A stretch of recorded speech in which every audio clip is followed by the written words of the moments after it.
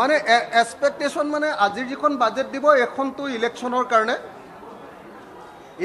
কাৰণে মানে মানুহক কিনিবৰ কাৰণে মানুহৰ মনবিলাক জয় কৰিবৰ কাৰণে কৰা বাজেট হ'ব।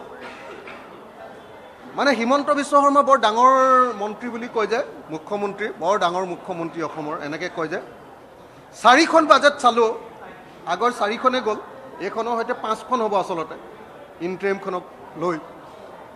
এখনতো ভাল বাজেট নিদিলে ন। এতিয়া ইলেকশ্যনে আহিলে আৰু এতিয়া কি ভাল বাজেট দিব?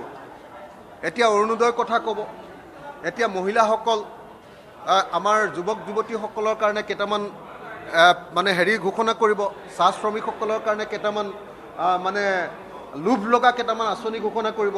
তাতকৈ আৰু কি দিব কওক? অসমীয়া জাতিৰ উন্নয়নৰ আধাৰ তৈয়াৰ কৰিবৰ কাৰণে এখন বাজেটে যি কাম কৰিব লাগে, কি কৰিব লাগে?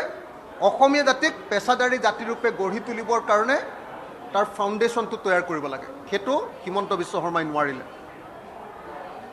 অসমৰ খেতিৰ কাৰণে বছৰৰ সকলো সময়তে খেতি কৰাব লাগে, তাৰ কাৰণে জলসিঞ্চনৰ ব্যৱস্থা, বানপানীৰ নিয়ন্ত্ৰণ, তাৰ কাৰণে আপোনাৰ কি কয় মেকানাইজেশ্যন, এগ্ৰিকালচাৰৰ মেকানাইজেশ্যন আৰু মাটি বিতৰণ, এইবিলাক কাম মুখ্যমন্ত্ৰীয়ে কৰিব নোৱাৰিলে, হিমন্ত বিশ্ব শৰ্মাৰ চৰকাৰে কৰিব নোৱাৰিলে। গতিকে এই বাজেটখনৰ পৰা কৃষকসকলে কি আশা কৰিব? এটা টোপ, কৃষকসকলৰ কাৰণে সৰু 1000, 2000, 3000, 5000 টকাৰ টোপ এটা, আৰুতো পাবলৈ একো নাই। তাৰ পাছত কৃষকসকলৰ কাৰণে সকলোৰে কাৰণে সকলো শস্যত উৎপাদিত ফচলত আমাক MSP লাগে, এইটো কিবা দিব পাৰিবনে? অসমৰ প্ৰত্যেকখন গাঁৱত ইণ্ডাষ্ট্ৰিয়েলাইজেশ্যন লাগে, যাতে প্ৰত্যেকজন অসমীয়া ল'ৰাক, বাহিৰত থকা ল'ৰাক ঘূৰাই আনিব পাৰোঁ আৰু প্ৰত্যেকজন অসমীয়া মানুহক আমি নিবনুৱা মুক্ত কৰিব পাৰোঁ। সেইটো কৰিব পাৰিব? নোৱাৰে।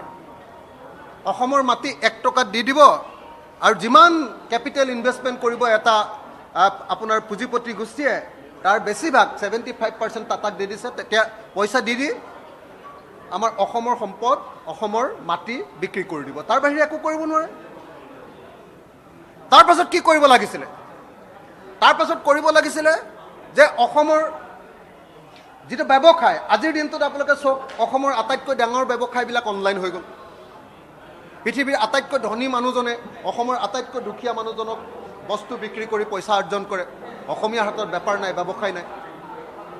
দ্বিতীয় ব্যৱসায়টো কৰে আপোনালোকে সকলোৱে জানে, শ্বপিং মলবিলাকে।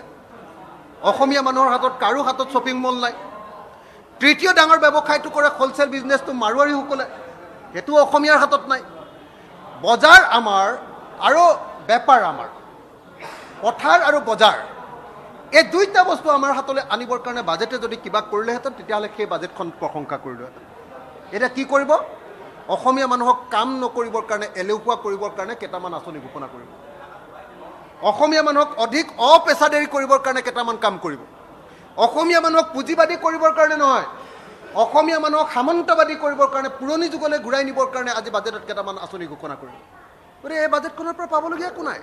সেইকাৰণে মই এই বাজেটখনৰ প্ৰতি একদম লিষ্ট ইণ্টাৰেষ্টেড, একদম নায়েই, মোৰ কোনো ধৰণৰ ইণ্টাৰেষ্টেই নাই এইখন বাজেটত। খালি এই কাণখনেৰে শুনিম, এইখনেদি উলিয়াই দিম, বহি থাকিব লাগে কাৰণে বহি থাকিম। একো পাবলগীয়া এই বাজেটখনৰ পৰা নাই। অকল নিৰ্বাচনী টোপ দিয়াৰ বাহিৰে এই বাজেটখনে একো কৰিব নোৱাৰে।